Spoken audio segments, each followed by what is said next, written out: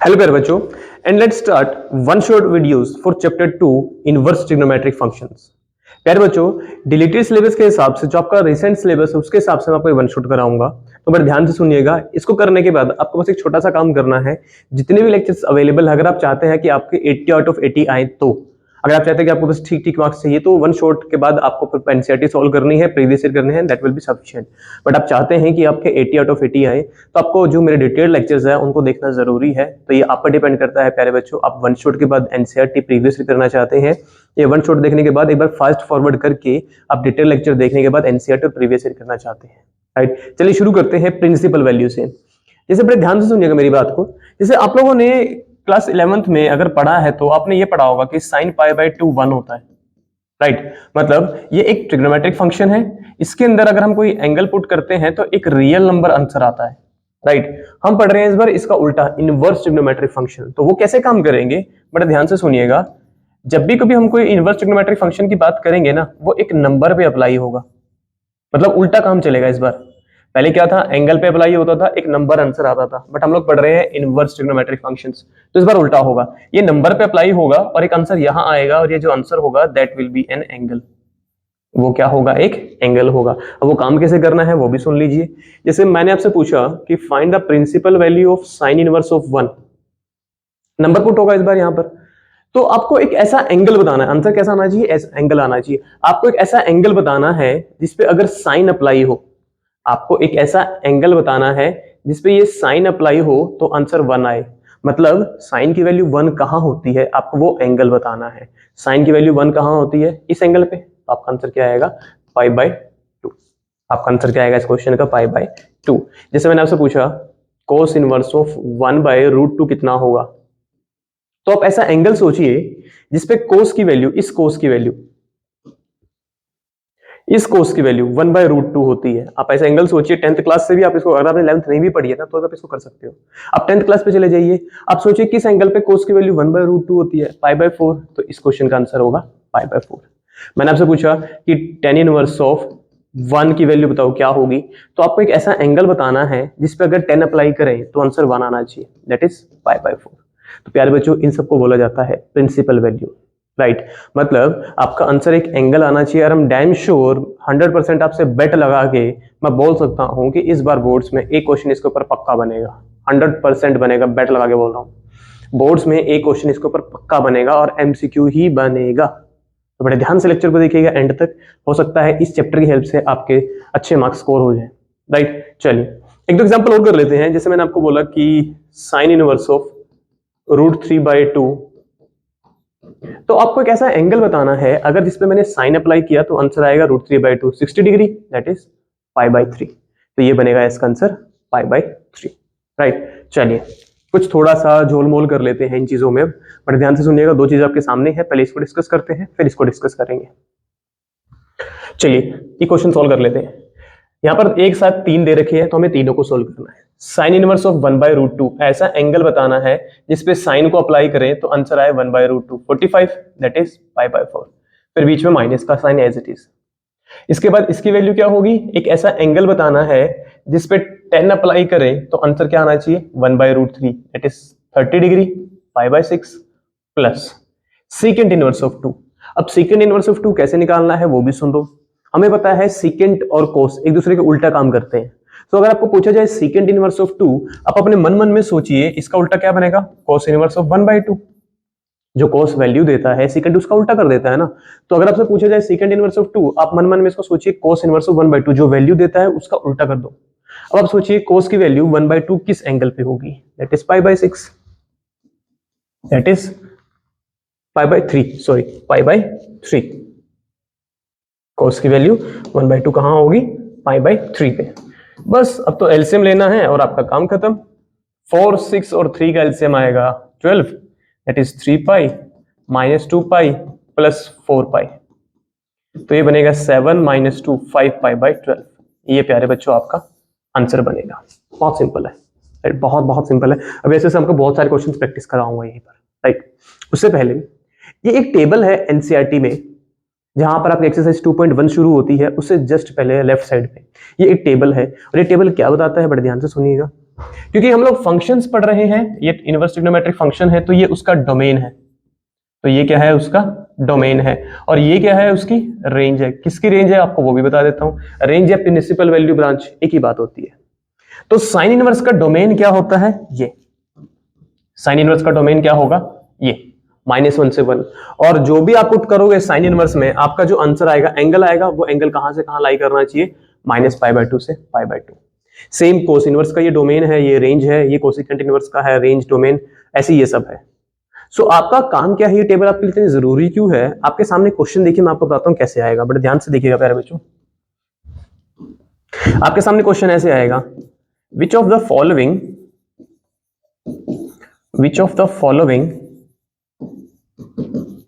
is the principal value branch of, आपके पास 6 है ना, वो आपसे कोई भी एक पूछ लेगा। Let us suppose we will discuss secant inverse of x, आपको वो 4 ऑप्शंस दे देगा। अब ध्यान से सुनिएगा, आपसे पूछा गया है प्रिंसिपल वैल्यू ऑफ ब्रांच, हमें पता है principal value branch secant inverse की ये होगी, ठीक है ना। अब देखिए मैं उसको क्वेश्चन को कैसे बदलूंगा, बड़े ध्यान से देखिएगा, आपको कंफ्यूज करने के लिए कैसे बदला जाएगा। 0 से पाई -π/2, सेकंड 0 से पाई, थर्ड 0 से पाई -π/2। ध्यान से देखो, ये सब सेम ही चल रहा है, बस थोड़ा सा चेंज कर रहा हूं मैं यहाँ पे, और आपसे सवाल भी ऐसे पूछा जाएगा 0 से पाई -π/2। अब आपको तो आंसर वो टिक करना है यार जो बिल्कुल सेम इसके जैसे दिखता है, ब्रैकेट भी ऐसी दिखनी चाहिए। देखो जरा ध्यान से, लास्ट ऑप्शन है, आपसे ऐसे सवाल बनाया जाएगा। ये सीकेंट इनवर्स का है, सीकेंट इनवर्स का आपसे डोमेन पूछ सकता है, कोसिकेंट इनवर्स का डोमेन पूछ सकता है, रेंज पूछ सकता है, कुछ भी, बट इस टेबल में से एक क्वेश्चन यार पक्का बनेगा आपके लिए, 100% बनेगा, ठीक है। चलिए इसी को ध्यान में रख के ना मैं एक क्वेश्चन कराता हूं आपको, बड़े ध्यान से सुनिएगा, मैं इसको रब करूंगा, इसी में ध्यान रख के मेरे को क्वेश्चन बहुत अच्छा सा याद आया है, ठीक है। मैं इसको कहां कराऊं, let me find some space.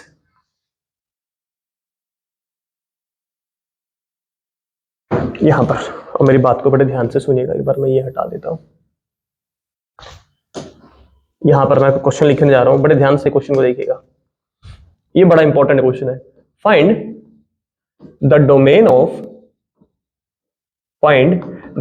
Of cos inverse of 2x - 3, या इसकी जगह पे आप ये ट्राई कर सकते हो, साइन इनवर्स ऑफ 2x - 1, या साइन इनवर्स ऑफ √x - 1। ये सब इंपॉर्टेंट है और सबको करने का तरीका भी एक ही है। अब मेरी बात को बड़े ध्यान से सुनिएगा, हम सबसे पहले वाला कर रहे हैं। हमें निकालना क्या है, डोमेन किसका, cos इनवर्स का। अंदर क्या है, x की जगह पे 2x - 3। सो cos इनवर्स का डोमेन ये होता है ना। अब बड़े ध्यान से सुनिएगा, क्योंकि cos इनवर्स का डोमेन ये होता है। cos इनवर्स का डोमेन का मतलब क्या है, आप यहाँ पे क्या पॉसिबल वैल्यूज पुट कर सकते हो, क्या पुट कर सकते हैं, -1 से 1। तो ये जो पड़ा है उसके अंदर 2x - 3, ये कहां से कहां वेरी करना चाहिए, -1 से 1, क्योंकि डोमेन का मतलब है आप उसमें मैक्सिमम क्या पुट कर सकते हो। तो हम -1 से 1 पुट कर सकते हैं, -1 और 1 भी पुट कर सकते हैं। तो उसके अंदर जो भी पड़ा है वो कहां से कहां वेरी करेगा, -1 से 1। आप पूरे में 3 ऐड कर दो, क्योंकि मुझे यहाँ पे सिर्फ x चाहिए, तो मुझे यहाँ सब कुछ हटाना पड़ेगा। सबसे पहले 3 हटेगा, तो पूरे में 3 ऐड कर दिया। फिर मुझे 2 हटाना पड़ेगा, क्योंकि मुझे अकेला x चाहिए, तो 2 से डिवाइड कर दिया। 2 पॉजिटिव नंबर है तो इनइक्वालिटी का साइन चेंज नहीं होगा। सो भाई साहब आपका जो डोमेन आएगा वो आएगा 1 से 2, 1 से 2। सेम आप सेकंड वाले के लिए करोगे, सेम आप थर्ड वाले के लिए भी करोगे। तो मोस्टली आपसे जो पूछा जाएगा वो साइन इनवर्स और कॉस इनवर्स में ही पूछा जाएगा। बात समझ में आ रही है? मोस्टली जो आपसे पूछा जाएगा वो साइन इनवर्स और कॉस इनवर्स के अंदर ही पूछा जाएगा। ठीक है, एक क्वेश्चन और याद आ गया बड़ा अच्छा सा, बड़ा ध्यान से देखिएगा। तो बस चलने दो रेलगाड़ी को, जब क्वेश्चन याद आ ही रहे हैं। आपसे ये सवाल पूछा जा सकता है, right the set of values for which secant inverse of 1/2, मतलब क्या वैल्यू होगी सीकेंट इनवर्स 1/2 की। अब डोमेन पे आते हैं, बड़े ध्यान से देखिएगा। सीकेंट इनवर्स का डोमेन ये है, क्या डोमेन है ये, कि सारे रियल नंबर में से वो नंबर हटा दो जो -1 से 1 के बीच के हैं। सारे रियल नंबर में से वो वाले नंबर हटा दो जो -1 से 1 के बीच में है, राइट। तो मतलब आप ऐसा कोई नंबर पुट नहीं कर सकते सीकेंट इनवर्स में जो -1 से 1 के बीच में है, क्योंकि उसको तो हमने हटा दिया। अब जरा इस क्वेश्चन को देखो यार, इस क्वेश्चन में आपने क्या पुट किया है, एक ऐसा नंबर जो -1 से 1 के बीच में आ रहा है, 1/2 के बीच में आता है। तो आप क्या लिखोगे इसके लिए, नो सच एंगल या वैल्यू एग्जिस्ट। अगर आपसे पूछा जाए राइट द सेट, तो आप 5 बता दोगे, ठीक है, तो आप क्या बता दोगे यहां पे 5 बता दोगे। चलिए, बहुत मजेदार है। नेक्स्ट सेट करते हैं। देखो यार, साइन इनवर्स की बात की जाए या टेन इनवर्स की बात की जाए या कॉसिकेंट इनवर्स की बात की जाए, इन तीनों में ही जब नेगेटिव का साइन आ जाता है अंदर एक्स की जगह पे, तो वो माइनस डायरेक्ट बाहर निकल जाएगा और अंदर एक्स रह जाएगा, बस कुछ नहीं छेड़ना आप लोगों को। आप क्या करोगे, जब साइन इनवर्स, टेन इनवर्स और कोसिकेंट इनवर्स में एक्स की जगह पे माइनस एक्स आएगा, तो आप उसमें से माइनस को डायरेक्ट बाहर निकाल दोगे, कोई छेड़खानी नहीं करनी है। माइनस के अलावा जो भी अंदर पड़ा था वो एज इट इज रह जाएगा, राइट। चलिए, यहाँ पर कुछ ऐसा सेकंड इनवर्स है यहाँ पर बात बची अब सेकंड इनवर्स की भी बात कर लेते हैं, बड़े ध्यान से देखिएगा। ऐसा करते हैं, पहले इन दोनों की वैल्यू लिख लेते हैं, फिर सेकंड इनवर्स -2 की वैल्यू भी लिखेंगे। टेन इनवर्स √3 मतलब ऐसा एंगल बताना है जहां टेन की वैल्यू √3 होती है, 60 डिग्री पे होती है, माइनस ऐसा एंगल जहां पे कोस की वैल्यू 1/√2 होगी, π/4, क्योंकि यहाँ अंदर जो एंगल है ना वो सारे पॉजिटिव है, जो अंदर नंबर पड़े हैं, और यहाँ जो पड़ा है वो नेगेटिव है। तो नेगेटिव के लिए जो 3 बच गए ना, उन तीनों में भी खास एक रिलेशन है, तीनों एक जैसा ही काम करते हैं। देखो कैसे, सेकेंड इनवर्स के अंदर -x आ जाए, कोस इनवर्स के अंदर -x आ जाए, या कोट इनवर्स के अंदर -x आ जाए। Second inverse, cos inverse, cot inverse, तीनों में ही माइनस आ जाए, तो माइनस जब बाहर आएगा तो साथ में पाई आएगा, माइनस जब बाहर आएगा तो साथ में पाई आएगा, बस इतना सा फर्क है। बाकी देखो, अगर इसको छुपा दूं मैं तो बिल्कुल ऊपर वाले हैं, बट इन तीनों में साथ में पाई आता है। तो सेकेंड इनवर्स ऑफ -2 की बात की जाए, जब माइनस को बाहर निकालेंगे तो साथ में क्या आएगा, पाई, तो ये बनेगा pi minus second inverse of 2। Second inverse of 2 मतलब कॉस इनवर्स ऑफ 1/2, अभी डिस्कस किया हमने, दैट इज π/3 माइनस π/4। इकट्ठा ही सॉल्व कर लेंगे सबको। कॉस की वैल्यू 1/2 कहां होती है, π/3 पे, तो ये हो गया कुछ इस प्रकार, π/3 से π/3 कट गया, पाई माइनस π/4 इज 3π/4। ये आपका आंसर रहेगा, राइट। ये क्या रहेगा प्यारे बच्चों, आपका आंसर रहेगा ये। चलिए आगे चलते हैं, सारे इंपॉर्टेंट क्वेश्चन फटाफट आज खत्म करेंगे इस वन शॉट में ही। ये भी इंपॉर्टेंट क्वेश्चन है जो मैं आपको करा रहा हूं अभी। इस π/3 को मैंने एज इट इज रखा। देखो, साइन इनवर्स में से जब माइनस अंदर आ गया तो माइनस को डायरेक्ट बाहर निकाल देंगे, बाहर ऑलरेडी माइनस पड़ा है तो क्या हो जाएगा प्लस, और अंदर क्या बचेगा 1/2।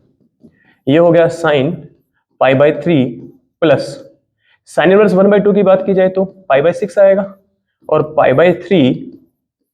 π/3 प्लस π/6 को ऐड किया जाए तो π/2 आता है, that will B 1, that will B 1।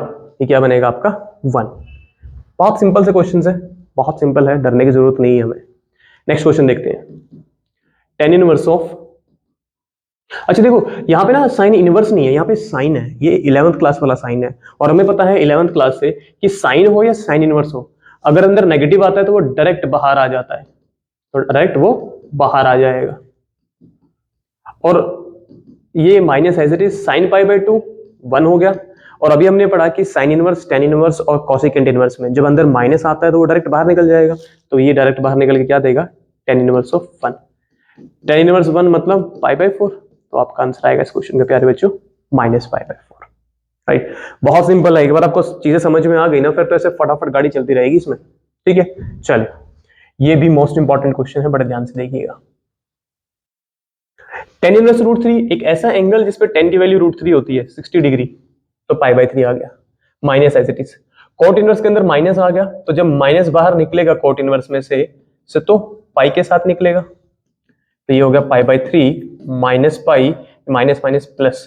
Coat inverse 3 का मतलब क्या हो गया, tan inverse of, cot inverse √3 का मतलब टेन इनवर्स ऑफ 1/√3, क्योंकि ये टेन इनवर्स का उल्टा बनता है, टेन का उल्टा बनता है, तो ये बनेगा टेन इनवर्स ऑफ, मन में कर लो, यहां लिखने की जरूरत नहीं है, ये बनेगा ना। अब इसकी वैल्यू देखनी है हमें, टेन इनवर्स 1/√3 कहां होता है, π/6 पे, एलसीएम ले लो सारे का, 6 आएगा, ये 2 पाई माइनस 6 पाई प्लस पाई, ये 2 pi pi minus 6 pi minus 3 π/6, that is -π/2। ये इसका आंसर बनेगा प्यारे बच्चों, कुछ भी नहीं है, राइट, कुछ भी नहीं है इसमें।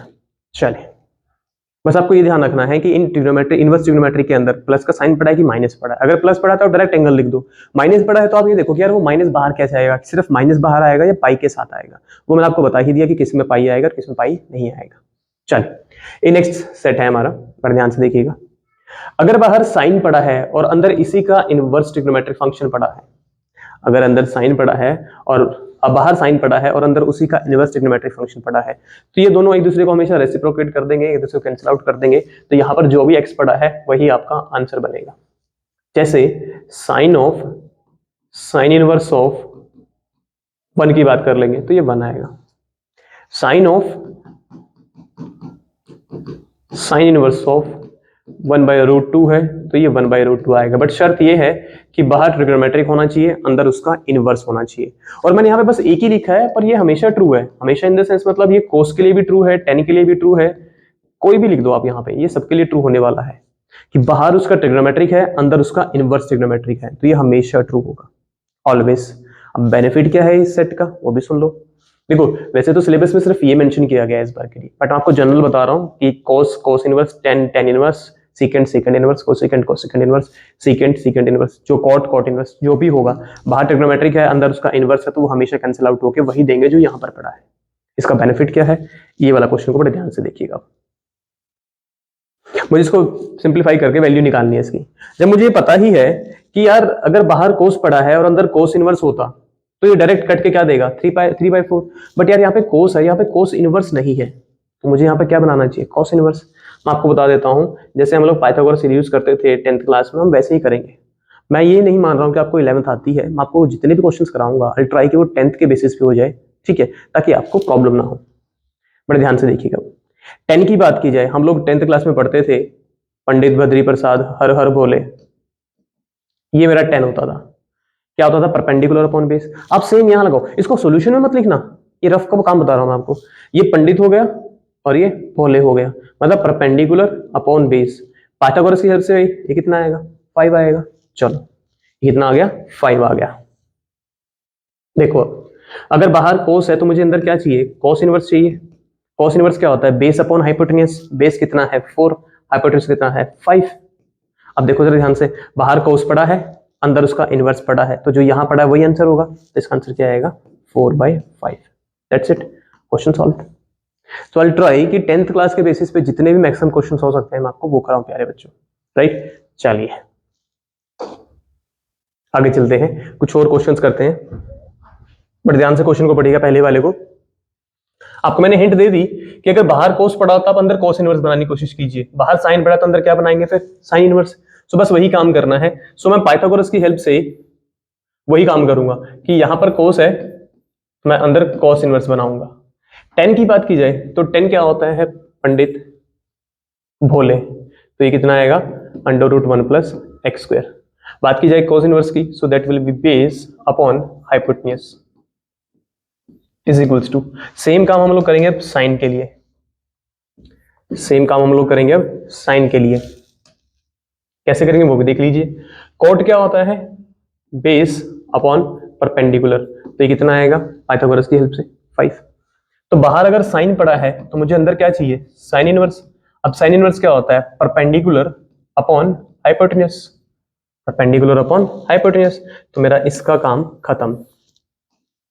कॉस इनवर्स कैंसिल आउट होके क्या देंगे, 1/√1 + x², जो भी बड़ा है। तो यहाँ से क्या मिलेगा, 4/5, राइट। आप यहाँ पर प्रॉपर्टी को जरूर मेंशन कर दीजिएगा जो भी हमने यूज की है। इस साइन इनवर्स x क्या होता है, x, एंड कॉस इनवर्स क्या होता है, x।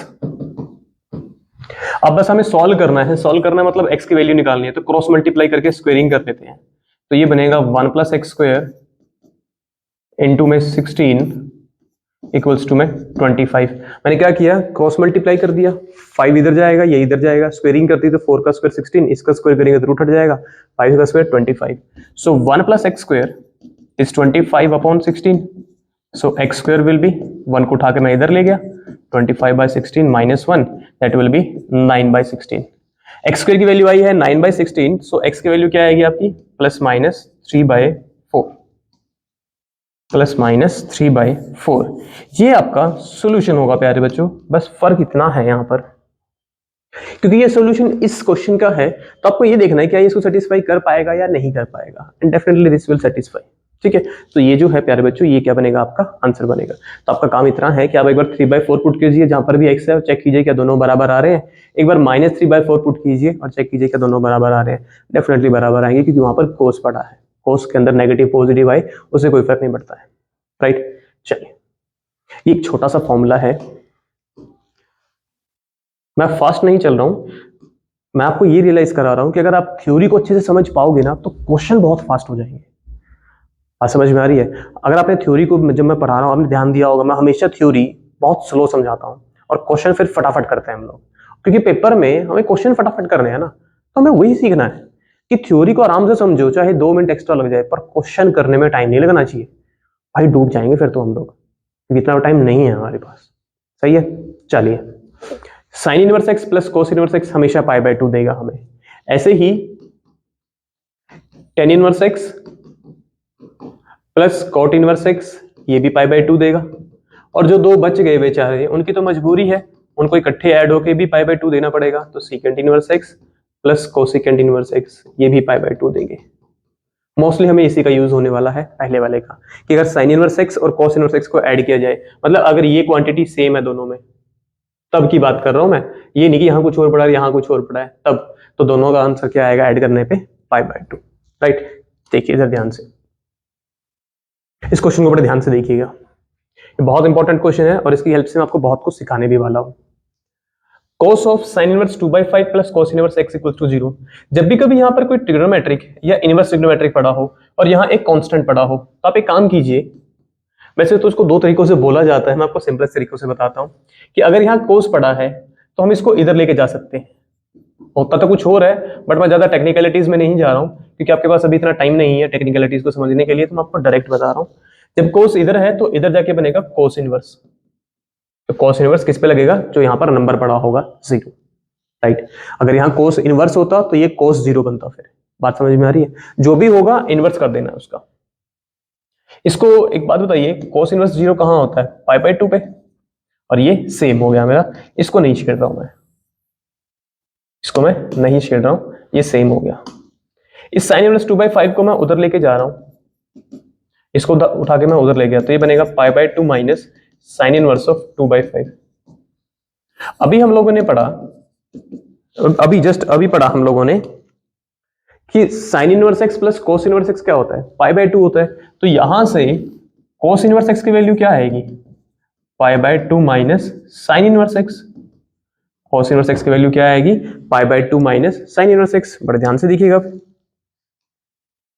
तो ये किसकी वैल्यू है, कोस इनवर्स की, दैट इज 2/5। जो आइडेंटिटी यूज की है उसको मेंशन कर देंगे। यहां भी कोस है, यहां भी कोस इनवर्स है, यहां एक्स है, यहां एक्स है, तो एक्स की वैल्यू क्या आएगी फिर हमारी 2/5। ये क्या बनेगा, हमारा आंसर बनेगा। ये क्या बनेगा, हमारा आंसर बनेगा। इस क्वेश्चन को करने के बहुत सारे तरीके, एक तरीका ये भी हो सकता था कि यार कोस किसी चीज पे लग के 0 दे रहा है, तो कोस में क्या पुट करोगे, 0 बाय π/2, तो इसकी वैल्यू क्या होनी चाहिए थी, π/2। आप ऐसे भी कर सकते हैं इसको, जो आपको अच्छा लगे। राइट, ये सिंपलेस्ट फॉर्म वाले क्वेश्चन है प्यारे बच्चों, बोर्ड वालों को इनसे पता नहीं क्यों बहुत ज्यादा प्रेम है, तो इसके लिए आपको थोड़ी बहुत ट्रिग्नोमेट्रिक आइडेंटिटीज का आना बड़ा जरूरी है। राइट, अगर आपने कर रखी तो अच्छी बात है, अदरवाइज उसकी वीडियोस भी अवेलेबल है क्लास 11th वाले में, आप वहां से जाके ट्रिग्नोमेट्री की आइडेंटिटीज को देख सकते हैं। इसकी सिंपलेस्ट फॉर्म निकालनी है तो बड़े ध्यान से देखिएगा।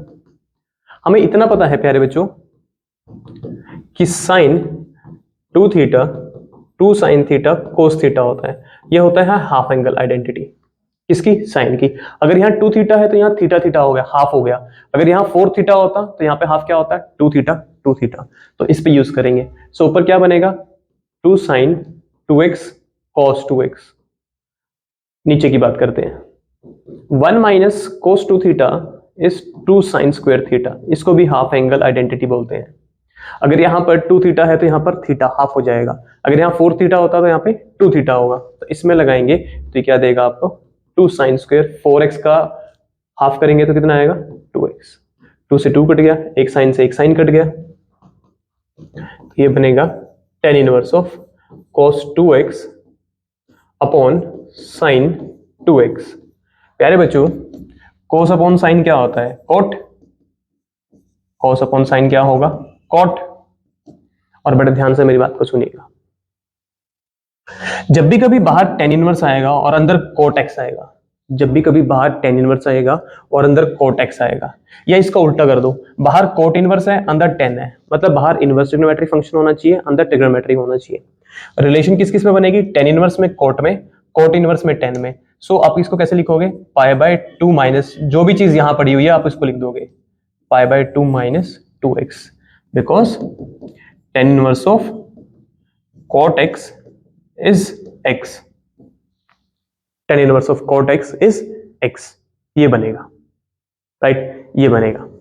चल, बहुत अच्छा क्वेश्चन है, इसलिए मैं करा रहा हूं ये वाला क्वेश्चन। ये कुछ और क्वेश्चन है, बड़े ध्यान से देखिएगा। ये वाला क्वेश्चन तो हमने अभी डिस्कस किया प्रीवियस वाले में, राइट। तो मैं आपको इसके लिए कुछ आइडेंटिटीज फिर से एक बार लिख देता हूं। 1 माइनस कोस 2 थीटा अभी डिस्कस किया, 2 साइन स्क्वायर थीटा होता है। एंड अगर ये 1 प्लस होता तो ये 2 कोस स्क्वायर थीटा होता। मतलब आपको हाफ करना है, अगर यहाँ 2 थीटा है तो यहाँ थीटा हो गया, अगर यहाँ थीटा होता तो यहाँ पर थीटा बाय 2 हो जाता। सो इसका यूज किया मैंने 1 माइनस कोस एक्स में, 1 माइनस कोस एक्स में। अगर यहाँ x है तो यहाँ पर x बाई 2 आएगा, तो ये हो गया 2 sine square x by 2 upon नीचे वाले पे क्या बनेगा? ये 2 कोस स्क्वायर x बाई 2। 2 से 2 कट गया, ये स्क्वायर से रूट कटेगी। अब स्क्वायर से रूट करेगी ना, बहुत सारी चीजें हैं यार, मेरी बात को बड़े ध्यान से सुनना। स्क्वायर से रूट कटेगी तो हमें पता है जब स्क्वायर से रूट करता है तो मोड आता है, बट रीजन बीइंग क्योंकि x जो है वो पाई से छोटा है और हमारे पास x बाई 2 है, तो x बाई 2 क्या होगा? पाई बाई 2 से छोटा होगा। अगर x पाई बाई 2 से छोटा है तो साइन और कोस दोनों पॉजिटिव होंगे। सो मैं इसको डायरेक्ट लिख सकता हूं sine x by 2 upon cos x by 2, और साइन अपॉन कोस क्या देगा? tan x by 2। बाहर tan इनवर्स पड़ा है, अंदर tan पड़ा है, तो आपको सिंपली क्या देगा? सब कुछ कैंसिल आउट होके x बाई 2, ये क्या देगा आपको? x by 2, right. अगर बाहर tan इनवर्स पड़ा है, अंदर tan पड़ा है, तो x बाई 2 ऐसे क्वेश्चंस में। अदरवाइज कुछ आइडेंटिटी होती है वो हमारे सिलेबस में नहीं है, इसलिए मैं उसको बता नहीं रहा हूं आपको, ठीक है। चलिए, ये सिंपलेस्ट फॉर्म वाले क्वेश्चन बड़े इंपॉर्टेंट है भाई। ये क्वेश्चन जो आपको करा रहा हूं ये बहुत इंपॉर्टेंट है। आप लोगों ने सब्स्टिट्यूशन पढ़ी होगी कि यार जब कभी भी ऐसा कुछ आता है हम हमेशा x को पुट करते हैं tan थीटा, x को पुट किया जाएगा tan थीटा। सो मैं इस क्वेश्चन में, क्योंकि ये देखो ये टर्म यहां पड़ी है, सो मैंने x को क्या पुट कर दिया? tan theta. तो ये बनेगा tan inverse of under root 1 plus tan square theta minus 1 upon tan theta. tan inverse of under root 1 plus tan square theta क्या होता है? Secant theta minus 1 upon tan theta. इसको थोड़ा सिंप्लीफाई कर लेते हैं। आपको आइडेंटिटी मेंशन करनी है कि second square theta minus tan square theta 1 होता है। सेकेंड को लिख सकता हूं 1 बाई कोस माइनस 1, साइन को लिख सकता हूं sine theta upon cos theta. LCM ले लेते हैं इसका, बहुत ज्यादा इंपॉर्टेंट क्वेश्चन करा रहा हूं मैं आपको। एलसीएम लेंगे तो क्या बनेगा? 1 minus cos theta upon sine theta. Reason being क्योंकि ये कोस थीटा से ये कोस थीटा कट जाएगा। सो आपके पास आया 1 minus cos theta upon sine theta. और ये क्वेश्चन ना हमने अभी किया है x टू x में, देखो ये रहा, उल्टा ही तो करना है। इसमें 1 माइनस कोस नीचे है, इसमें 1 माइनस कोस ऊपर है, इसमें साइन ऊपर है, इसमें साइन नीचे है। सो फटाफट कर लेते हैं इसको। तो ये बनेगा tan inverse of 1 minus cos theta will be 2 sine square theta by 2। जो आइडेंटिटी पिछले क्वेश्चन में यूज करी है मैं वही कर रहा हूं, हाफ एंगल वाली यूज, ठीक है। 2 से 2 कटा, एक साइन से एक साइन कटा, ऊपर एक साइन बचेगा, नीचे एक कॉस बचेगा, ऊपर एक साइन बचेगा और नीचे एक कॉस बचेगा, ऊपर एक साइन बचेगा और नीचे एक कॉस बचेगा। So that is tan inverse of, देखो एक पावर कट गई साइन की तो ऊपर एक पावर बची, नीचे एक कॉस बचा, और वो क्या देगा आपको? tan theta by 2। tan inverse of 10, tan inverse of 10 जो अंदर पड़ा होता है वो आता है, तो क्या आएगा? Theta by 2। बट क्योंकि हमारा क्वेश्चन एक्स में है और हमने कुछ सब्स्टिट्यूशन करी है, सो यहां से हमें थीटा की वैल्यू क्या निकालनी चाहिए? tan inverse x. वही बात है, इसको उठा के इधर ले जाओ तो tan इनवर्स बनेगा। सो हमारा आंसर आएगा 1/2 tan इनवर्स ऑफ एक्स। वैसे जो आपको ये बोल रहा हूं ना कि उठा के उधर ले जाओ, उसमें कुछ और स्टेप्स होते हैं, कुछ और टेक्निकलिटीज होती है, बट आपसे कौन पूछेगा, और हम लोग वन शॉट्स पढ़ रहे हैं तो हम डिटेल में नहीं जाएंगे, बस आप समझ लीजिए हमेशा ट्रू होता है।